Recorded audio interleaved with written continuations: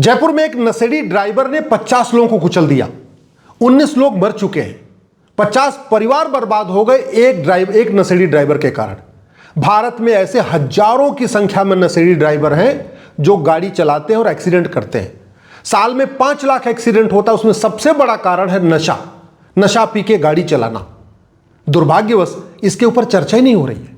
नशेड़ी छोटी छोटी बच्चियों का बलात्कार कर रहे हैं, नशेड़ी व्याभिचार कर रहे हैं, छोटे छोटे बच्चों के साथ अननेचुरल सेक्स कर रहे हैं। नशे के कारण लाखों परिवार बर्बाद हो चुके हैं, नशे के कारण लाखों माँ बाप बर्बाद हो चुके हैं, नशे के कारण लाखों बहन बेटियां अपने पतियों से परेशान हैं, नशे के कारण लाखों बच्चे अपने बाप से परेशान हैं, लाखों लोग आत्महत्या कर चुके हैं। इसके बावजूद भी नशा मुक्त भारत, शराब मुक्त भारत पे चर्चा नहीं हो रही। नशे के कारण समाज बर्बाद हो रहा है, नशे के कारण राष्ट्र बर्बाद हो रहा है, नशे के कारण युवा पीढ़ी बर्बाद हो रही है। इसके बावजूद नशा मुक्त भारत, शराब मुक्त भारत पे चर्चा नहीं हो रही है।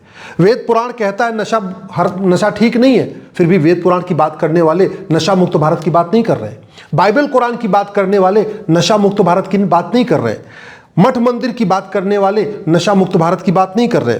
समाजवाद, लोहियावाद की बात करने वाले नशा मुक्त भारत की बात नहीं करते। गांधीवाद, नेहरूवाद की बात करने वाले नशा मुक्त भारत की बात नहीं करते। अंबेडकर और पेरियार जी का नाम लेने वाले भी नशा मुक्त भारत की बात नहीं करते। सोशलिज्म, सेकुलरिज्म, डेमोक्रेसी की बात करने वाले भी नशा मुक्त भारत की बात नहीं करते। और संविधान की बात करने वाले, सुबह से लेकर शाम तक संविधान की बात करने वाले भी आर्टिकल 47 लागू करने की मांग नहीं करते। आर्टिकल 47 कहता है ये सरकार की ड्यूटी है, वो भारत को नशा मुक्त बनाए, शराब मुक्त बनाए। ऐसा कोई कॉलेज नहीं है, ऐसा कोई यूनिवर्सिटी नहीं है जहां नशा नहीं बिक रहा है, ऐसा कोई थाना नहीं है जहां नशा नहीं बिक रहा है। सच्चाई तो यह है कि थानों पे, तहसील में अधिकारियों को नशा तस्करों से पैसा आ रहा है। कड़वी सच्चाई यह है, ऐसा कोई थाना नहीं है जहां गांजा नहीं बिकता, चिट्टा नहीं बिकता, स्मैक नहीं बिकता, चरस नहीं बिकती। ऐसा कोई थाना नहीं है जहां पे एमडी नहीं बिकता, सुल्फा नहीं बिकता, हसीस नहीं बिकता, अफीम नहीं बिकती। ऐसा कोई थाना नहीं है जहां हीरोइन नहीं बिकती, कोकीन नहीं बिकती, एक्सटेसी नहीं बिकती, LSD नहीं बिकती, ब्राउन शुगर नहीं बिकती। अभी पंजाब में एक DIG पकड़ा गया है, बाप रे बाप, अरबपति हो गया इस नशे के कारोबार के कारण। चूंकि नशे के कारोबारियों को मदद कर रहा था, अरबपति हो गया। कितने ऐसे थानेदार पकड़े जाते हैं, कितने दरोगा पकड़े जाते हैं, कितने और भी अधिकारी पकड़े जाते हैं, केवल और केवल नशे तस्करों से सांठगांठ है, उसके कारण वो मालामाल हो रहे हैं। और समाज बर्बाद हो रहा है, परिवार बर्बाद हो रहा है, राष्ट्र बर्बाद हो रहा है, पूरी गरीब और ज्यादा बर्बाद हो रहा है। इस नशे के कारण कितने लोग ऐसे हैं जो जेल में पड़े हुए, क्योंकि उन्होंने नशा कर लिया और ठोकर मार दिया। जिसको मारा वो तो परिवार बर्बाद हुआ, खुद भी जेल में चले गए। अब उनके परिवार के लोग उसकी जमानत करने के लिए पीछे पड़े घूमते रहते। सरकार का काम है संविधान को लागू करना। आर्टिकल 47 कहता है नशाबंदी, शराबबंदी करो, और शराब क्या कर रही है? हाईवे के किनारे आप चलिए, आपको पहले एक बोर्ड मिलेगा, उस पर लिखा रहेगा शराब पी के गाड़ी चलाना मना है, अपराध है। और उसके आगे एक बोर्ड लगा रहेगा, लिखा रहेगा यहाँ चिल्ड बियर मिलती है। आप चलिए, थोड़ा और आगे चलिए, आपको एक बोर्ड लगा रहेगा, नशा करके गाड़ी चलाना अपराध है। और फिर आगे उसके बोर्ड लगा रहेगा यहाँ देसी शराब मिलती है। आप और आगे चलिए, एक बोर्ड लगा रहेगा शराब पी के गाड़ी चलाना अपराध है। और फिर आगे लिखा रहेगा यहाँ चिल्ड बियर मिलती है, अंग्रेजी शराब मिलती है, और देसी शराब भी मिलती है। सड़क के किनारे, हाईवे के किनारे हुक्का बार कौन खुलवा रहा है? शराब सरकार खुलवा रही है।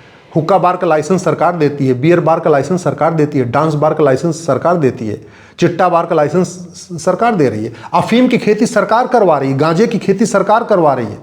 सच्चाई तो ये है, चरस, अफीम, कोकीन सब कुछ बाहर से ही नहीं आता, बहुत कुछ भारत के अंदर भी पैदा होता है। कौन जिम्मेदार है इसके लिए? सरकार। क्यों? क्योंकि सरकार ने कभी सोचा ही नहीं कि नशा मुक्त भारत कैसे होगा। आज तक न कभी संसद में नशा मुक्त भारत के ऊपर चर्चा हुई, न भारत की किसी एक भी विधानसभा में नशा मुक्त भारत के ऊपर चर्चा हुई। नशाबंदी करना, शराबबंदी करना ये कोई लाइलाज काम नहीं है। नशाबंदी, शराबबंदी संभव है, और शराब नहीं, कम से कम नशे को तो रोका ही जा सकता है। ये जो जितने गांजा, चरस, अफीम, कोकीन सब कुछ बिक रहा है, इसलिए बिक रहा है हमारा कानून घटिया, हमारी न्यायिक व्यवस्था सड़ी है। और कानून कितना घटिया है कि अगर किसी और व्यक्ति ने 19 लोगों को गोली मार दिया होता तो उसको हो सकता है फांसी हो जाती, नहीं फांसी तो आजीवन कारावास होता। लेकिन इस नशेड़ी ड्राइवर को मुश्किल से 5 साल की सजा होगी। जिस नशेड़ी ड्राइवर ने 50 परिवार बर्बाद किए, 50 लोगों को बुरी तरीके से कुचल दिया, उसमें से 19 लोग मर गए, इस नशेड़ी ड्राइवर को ज्यादा से ज्यादा 5 साल की सजा होगी।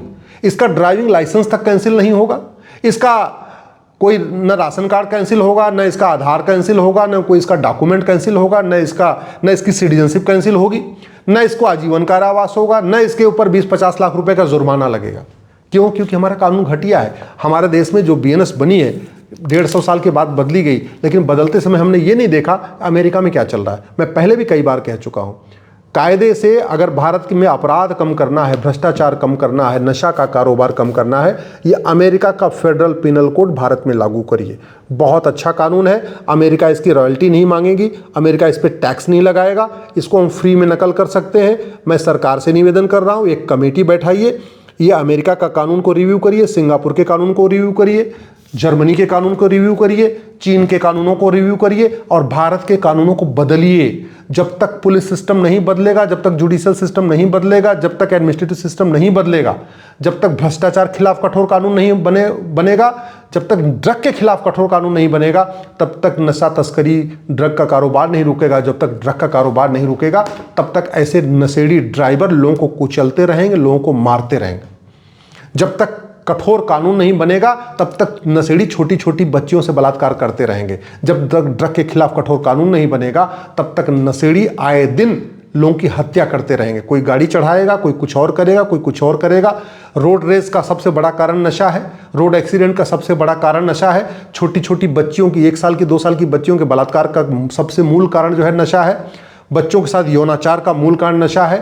आपस में रंजिश का सबसे बड़ा कारण नशा है और नशे के कारण लाखों परिवार बर्बाद हो चुके हैं। हम गांधीवाद की बात करते हैं, समाजवाद की बात करते हैं, लोहियावाद की बात करते हैं, दुनिया भर की बातें करते हैं, दुर्भाग्यवश नशा मुक्त भारत की बात ही नहीं करते।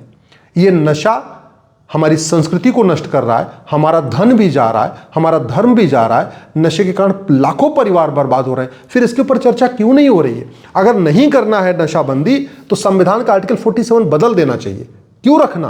75 साल पहले हमारे संविधान निर्माताओं ने कहा था भारत में नशाबंदी होगी, भारत में शराबबंदी होगी। नहीं कर सकते तो 75 साल आ चुका है, इसको आर्टिकल 47 निकाल देना चाहिए। क्यों रखना जबरदस्ती इसमें, जब लागू ही नहीं करना है? 125 बार संविधान संशोधन हो चुका है, लेकिन आर्टिकल 47 पे कभी संसद में चर्चा ही नहीं हुई। कितनी बार सुप्रीम कोर्ट के कम से कम 10 फैसले पलटे जा चुके, लेकिन आर्टिकल 47 पे चर्चा ही नहीं हुई। मैंने आर्टिकल 47 लागू करने के लिए सुप्रीम कोर्ट में पीआईएल फाइल किया, तो माननीय सुप्रीम कोर्ट ने कहा कि कानून बनाना हमारा काम नहीं है।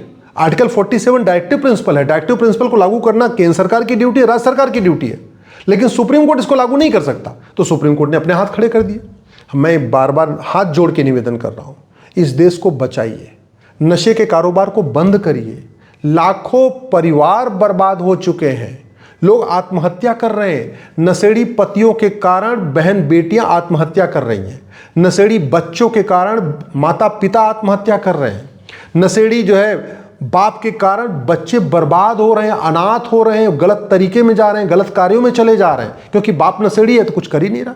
नशेड़ी जो है अपने बच्चों को मार देते हैं, अपने माता पिता को मार रहे हैं, अपनी पत्नी को मार रहे हैं, अपने भाई समझाता भाई को मार देते हैं, बहन समझाती बहन को मार देते हैं। आखिर इस पे चर्चा होगी कब? सबसे ज्यादा परिवार में अशांति नशे के कारण है, सबसे ज्यादा डिवोर्स के केसेस नशे के कारण हो रहे हैं। मैं पूरी गारंटी के साथ कहता हूं, जितने डिवोर्स के केसेस हो रहे हैं उसको अगर रूट काज जाके देखें, उसमें एक बड़ा कारण नशा है। तो जब नशे के कारण पूरा परिवार बिखर जा रहा है, नशे के कारण समाज बिखर जा रहा है, नशे के कारण आपस में लड़ाइयां हो रही हैं, कोई व्यक्ति आता है गांव में नशा करके दूसरे की बहन बेटी को छेड़ देता है, उसके बाद आपस में फिर झगड़ा शुरू हो जाता है, पूरा पूरा गांव 2 टुकड़े में बिक जाता है, बढ़ जाता है। ऐसी स्थिति में नशाबंदी करना जरूरी है, आर्टिकल 47 लागू करना जरूरी है। मैं देश के सभी अपने पंडा पुजारियों से आग्रह कर रहा हूं, सभी अपने महामंडलेश्वर से आग्रह कर रहा हूं, सभी अपने पादरी, सभी मौलवी मौलाना से आग्रह कर रहा हूं, सभी अपने मैं कथावाचकों से आग्रह कर रहा हूं, मैं सभी नेताओं, अभिनेताओं, लेखकों, बुद्धिजीवियों, पत्रकारों, कलमकारों से, यूट्यूबरों से हाथ जोड़ के निवेदन कर रहा हूं, आर्टिकल 47 लागू करने की मांग करिए, नशाबंदी शराबबंदी की मांग करिए। भारत को अगर विश्वगुरु बनाना है तो नशाबंदी करना ही पड़ेगा। नशाबंदी किए बिना भारत विश्वगुरु नहीं बन सकता, नशाबंदी किए बिना परम वैभव का लक्ष्य प्राप्त नहीं हो सकता, नशाबंदी किए बिना विकसित भारत नहीं बन सकता, नशाबंदी किए बिना भारत दोबारा सोने की चिड़िया नहीं बन सकता है। हम भारत को जहां ले जाना चाहते हैं वो तभी होगा जब नशाबंदी होगी। नशाबंदी के बिना न बाबा साहब अम्बेडकर का सपना साकार होगा, न गुरु गोलवलकर जी का सपना साकार होगा, न वीर सावरकर जी का सपना साकार होगा, नशाबंदी किए बिना न गांधी जी का सपना साकार होगा, न लोहिया जी का सपना साकार होगा, न पटेल का सपना साकार होगा, न दीनदयाल जी का सपना साकार करना होगा। इसलिए मैं हाथ जोड़ के निवेदन कर रहा हूं, नशा मुक्त भारत अभियान के ऊपर चर्चा करिए और भारत को नशा मुक्त और शराब मुक्त बनाइए।